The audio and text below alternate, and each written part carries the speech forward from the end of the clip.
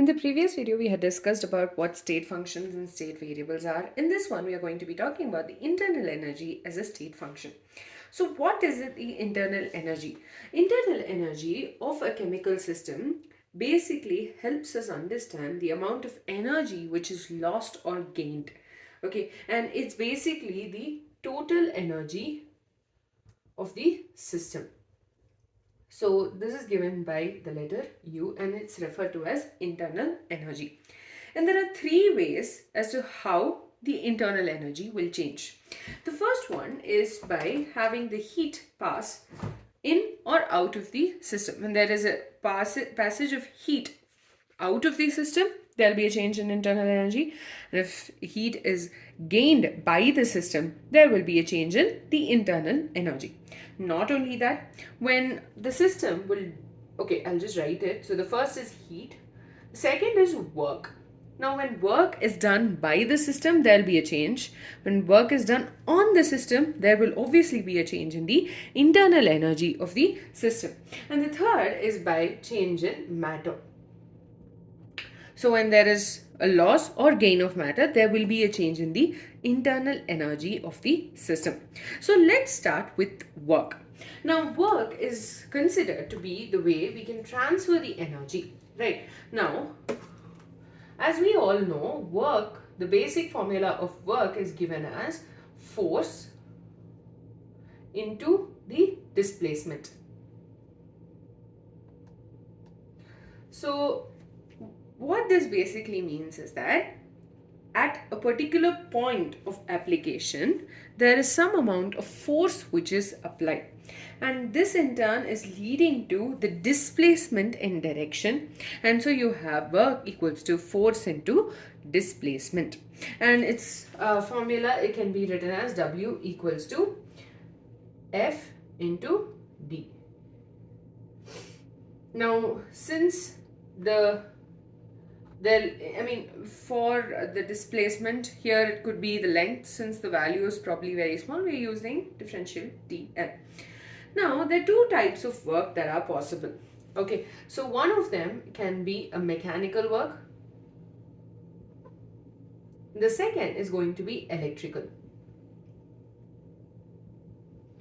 So, mechanical work. Now, here there could be a change in volume, or there could be a change due to change in the pressure. There could be change in volume. So for example, you have a system which consists of gases, and when you're applying a certain amount of pressure, what will happen is, let's take for example, this is the system in the beginning. Okay, there's a piston, you have gas molecules inside. Okay, now what happens is, when you push it downwards, you are applying some amount of pressure, and this in turn will lead to a change in volume. So this could go from here to maybe here. So then obviously the volume of the system changed from here to here, right? So this is a mechanical work. Electrical, on the other hand, here there is a reaction taking place in between the ions. Okay, so we are going to be considering a system which is an adiabatic system. And if you remember, an adiabatic system is the one where there will be no exchange of heat in between the system and the surroundings. Okay, an example of this could be maybe a thermos flask, right? A flask makes sure that the water stays cold or warm, whichever our preference is, but it makes sure the temperature stays the same, or tries to make sure the temperature stays the same. And so that system is an adiabatic system. So here in this system, what will happen is, first let's draw the okay, see here you have a gap. Okay, so this means there's going to be no exchange of matter, okay, between the system and the surroundings. So there's no change in matter, or there's going to be no change in the energy. Okay, so there's no change in matter or energy, and that's an isolated system, if you remember. So here, so this is an example of an adiabatic system. Now what we're doing is, we are considering the initial stage of this particular system. Okay, let's assume that the initial stage of the system is A, Okay, and its temperature is going to be TA. Okay, one second, I'll just write it clearly. So state A, this is the initial state. So the temperature is going to be TA. And the internal energy of the system is going to be written as UA. So UA is the internal energy and TA is the initial temperature of this system, which does not have any change in matter or energy. Okay, now there are two ways by which this system can change. Okay, the first is obviously going to be the mechanical way. So we are going to talk mechanical. So when there is a mechanical change, okay, state A is going to get converted to state B. So there is a conversion of the state of the system from A to B.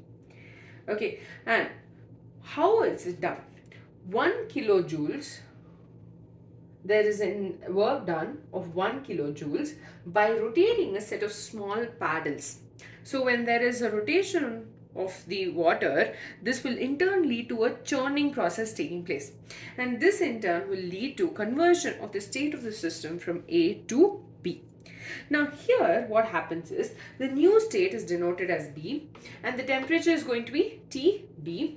The internal energy is going to be UB and the temperature TB will be greater than TA because we are providing it with some amount of work. Work has been done and so there is an increase in temperature, and so the change in temperature can be given as delta T equals to TB minus TA.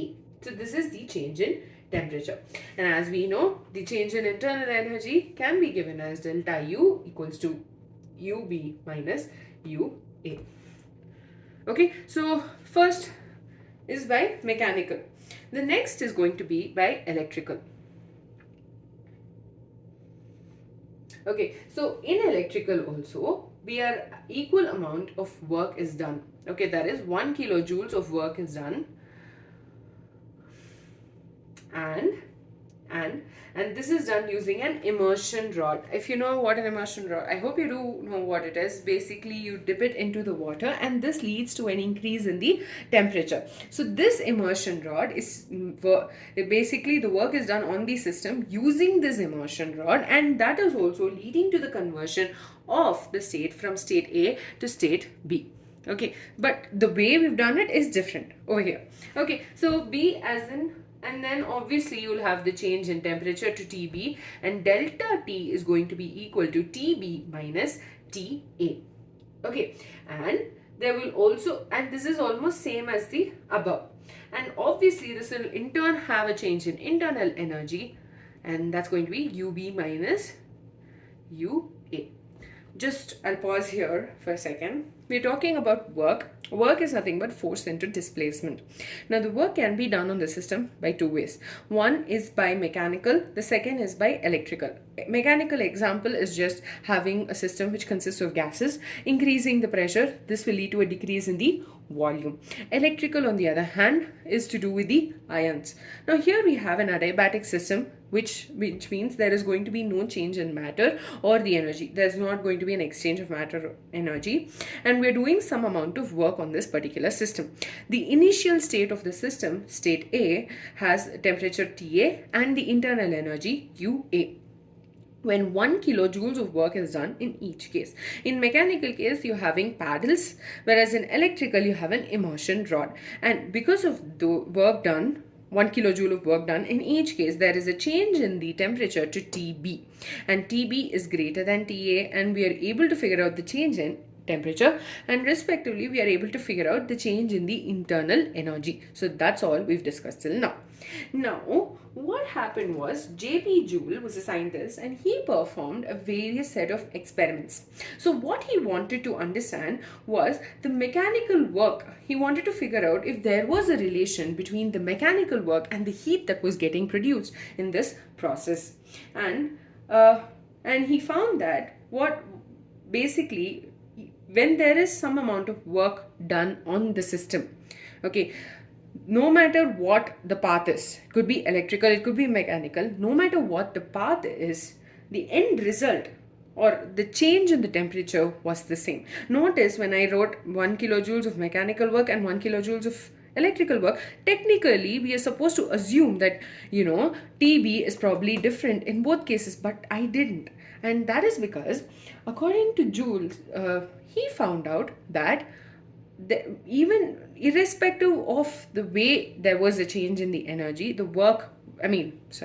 irrespective of the way work was done on the system, the change in temperature was the same. So what he found was, for 4.186 kilojoules of work done on the system, it could be mechanical, the amount of heat which was produced led to an increase in temperature of 1 kilogram of the substance of water, in this case of water, by 1 degree Celsius. So 4.186 kilojoules amount of mechanical energy leads to an increase in temperature of 1 kilogram of water by 1 degree.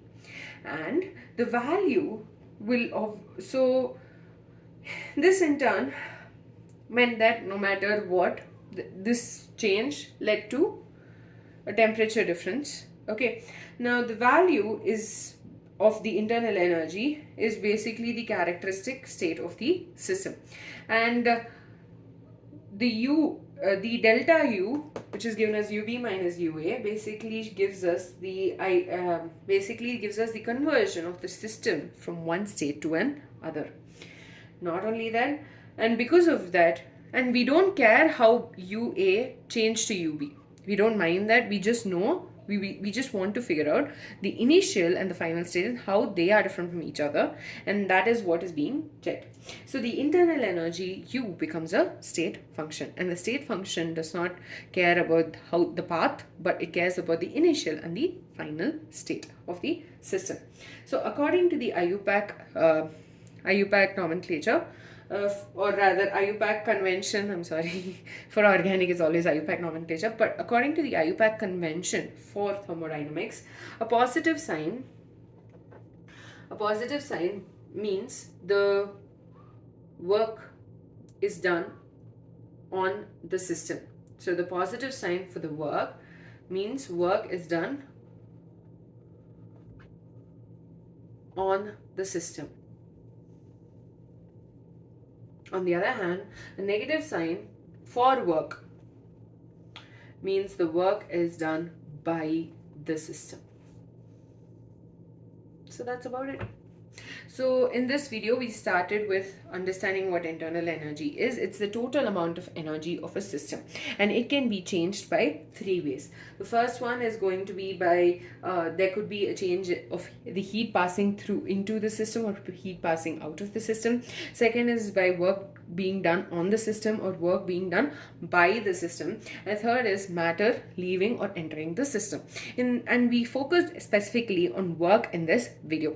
So work is force into displacement, and and the work can be done in one of two ways. It could be either mechanical work or it could be electrical work. Now here we took an example of an adiabatic system where which at state A has a temperature TA and internal energy UA. The two cases we checked, one was mechanical and the second is electrical work is being done. So both cases there is 1 kilojoule of work done, and the change in temperature and mechanical, we basically took paddles and rotated it, and this led to churning of the water, and you have an increase in temperature from TA to TB, and the internal energy has changed from UA to UB. Similarly, electrical energy was done by having an immersion rod, and that led to an increase in temperature. So it was Joule who did various experiments where he was able to figure out that irrespective of how the work which is being done, for a particular amount of work, the temperature change is going to stay the same. So and for example, he gave this this particular relation where when there is 4.186 kilojoules of work being done on the system which consists of water, and mechanical work is being done, there is an increase in temperature of 1 kilogram of water by 1 degree Celsius.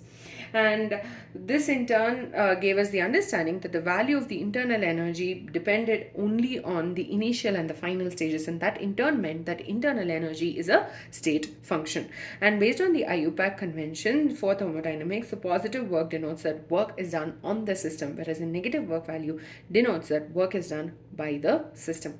In the next video, we will be continuing with internal energy as a state function.